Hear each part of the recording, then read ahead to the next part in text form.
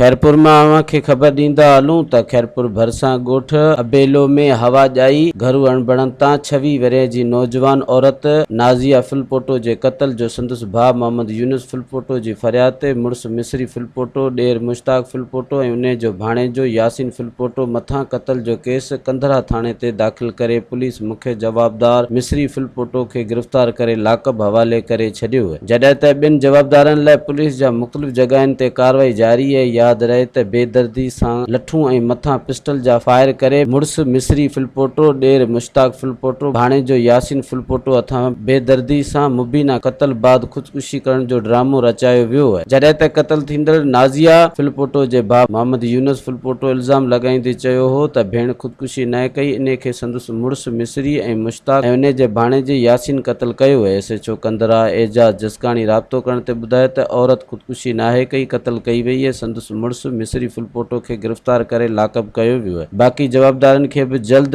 गिरफ़्तार करे कानून जे कटड़े में आंदो वेंदो। मज़ीद ख़बरनि ऐं तफ़सीलात लाइ विज़िट कयो असांजी वेबसाइट www.awamiNewsHD.com ऐं ॾिसंदा रहो अवामी न्यूज़ HD।